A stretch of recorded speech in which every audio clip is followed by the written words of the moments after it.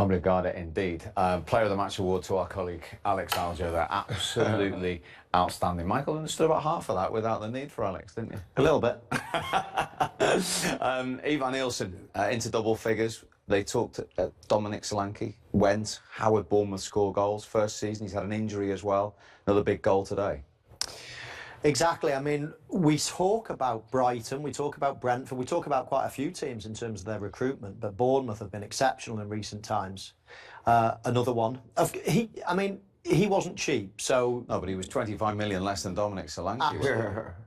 But he still wasn't cheap, and probably an easier one to find than others. You know, the likes of Kirkes, Semenyo, players like that have been for cheap money in relative terms. So would you have taken double figures at the start of the season from a new recruit like that for his first season in the Premier League? I think you would, yeah, absolutely. But it is par. I mean, 10 goals for somebody that's cost 40-odd million or whatever it was is probably part. You expecting that, especially in a team that are in 8th in the league. So yeah, he's been a decent signing and one that you would think that can improve. You know, having had his first season in the Premier League. But no, Bournemouth have recruited really, really well. And as I mentioned before the game, I think the big thing for Bournemouth now is, can they keep these players? There's so many players. I'd say 4, maybe even 5 in the team, and maybe even their manager as well, that the big clubs are going to be looking at thinking, right, we can improve our squad by buying 1 or 2 of there. I think Evan Nielsen, he looks quite sharp. Like we saw again, his movement today for the header, what he missed was really good. I've seen him before, he's got good movement, he's got good energy in respects of running channels and working hard. And when you look at Semenyo on one side, maybe Tavernier, Cliver in and around him, he kind of stays in and around that box and sniffs out and gets chances like the one we even saw him score today. So you like to feel, if they are continuing to move forward in that way where they're gonna close down man to man and then press high, and then he's in there. So you would fancy him to score even more goals next season once he gets even more used to what they're doing. Yeah, 7 in 10 for him in all competitions. We'll come to his goal and the whys and wherefores about it in a moment. But talking about players linked elsewhere, we talked about Daniel Howson before the game started for his defensive work. He didn't have too much to do for the equaliser here, did he? No, it was quite strange. Oh, you don't see this anymore. I mean, I played for a team in Stoke that scored 1 or 2 of these, but it's not really a tactic that you would use in the Premier League too much. Semenyo obviously comes on and he takes the long throw in. We see Lewis Skelly here actually just not even looking at the ball, but he's not even marking him as well. And Howson just pulls off the goalkeeper, really. He's not marked, he goes into the danger area and he flicks it into the corner. I mean, it's a pretty simple goal. I think it's a really good goal from where he is, but like, yeah, you say the marking. I think the marking there and the same with the marking for the next goal. It's funny because both of the defence are not looking at the player who's about to try and score. That was really strange to see, especially when you know how Arsenal are quite diligent with their defensive work, but not so much this season. It's not been as good from set pieces this season. So to see them concede 2 goals like that at this stage of the season is quite disappointing as well. I know they're knackered. They must be. They're tired, I think, physically and mentally. I think they are tired, but they've got to go for that last push. They've got to finish it off. Yeah, and it was 2 goals in 8 minutes in the end. Right. Yeah, it was, yeah. And another set play. Well, it was, and again, when you look at that one there, we saw no one really challenged, and it's the same with this one. It's like, the ball's great. You can never underestimate how good the ball is, but you look again at Odegaard, he's not looking at the ball, he's just reacting off the man. Look, so I'm feeling if he's faced round, maybe the same as Lewis Skelly, he can have better opportunity to maybe move his body into a situation where he can stop him from getting that, because look, he can see everything. Martin can't see everything, even though it's come off of his arm for me. It has come off of his arm. You still think from that angle that you can be certain? Well, I can see it. Of course I can see it. It's come off of his arm. It's like, you know, I'm sure they'll have some fancy way of explaining it, what makes me think, oh, okay then. But the fact is, it's come off of here. Well, the word was insufficient conclusive evidence to be certain that it had struck the arm. Yeah, that sounds beautiful. But like for me, it looks like it comes off his arm. You know, when you look at where his arm is there, if you just watch the ball, you know, they could say whatever they want, however they want to say it. Look where that comes off of. There, look, there it is. So they can say all them fancy, insufficient, whatever they want to say. That's come off of his arm. Just say that. Just say it's come off his arm, you know, but we're still going to give it because it's close proximity. I don't know. But, like, I just don't like, I'm tired of the fanciness. But at the same time, But Martin Odegaard again and Miles Lewis-Skelly marking back to goal is always a worry for me. I don't like to see. I want to see people seeing the ball so they can attack it or they can react, but it didn't happen. Are you happy with the check there on the handball? I agree with Wright. It's come off his arm. I guess you have to be conclusive to disallow it. I don't mind that rule. I just think when the ball is bouncing and so it's coming up this way, there is no other way it can't go up. It can't hit me and not go up unless it hits something like your arm. If I take my arms out of the equation, it hits me here, it bounces and goes high. It's just, the physics just tell you that. So as soon as it went in, me and Righty said it's got to have come off your arm. The ball can't go back down unless it's hit something that's stuck out of your body to make it go down. So we knew it had hit his arm straight away. If there's no camera angle to say it's sufficient, then I hear it, I get it. But I would agree. I think it's a handball. Now then, as we mentioned, it was another set piece. Look at this. They haven't conceded the most goals from set pieces, but Arsenal don't concede many.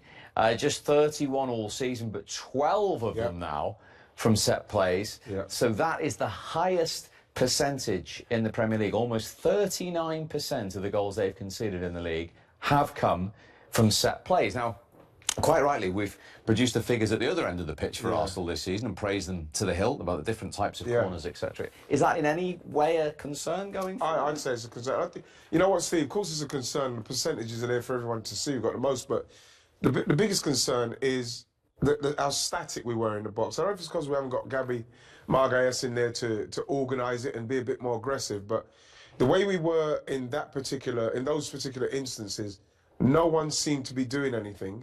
And it seemed very easy. No one was off the ground. No one was like urgent or trying to stop it. And that is why probably the 38%. You can look at it there and you think, okay, yeah, I can believe that. But at the same time, when you see it with your eyes, that's poor defending.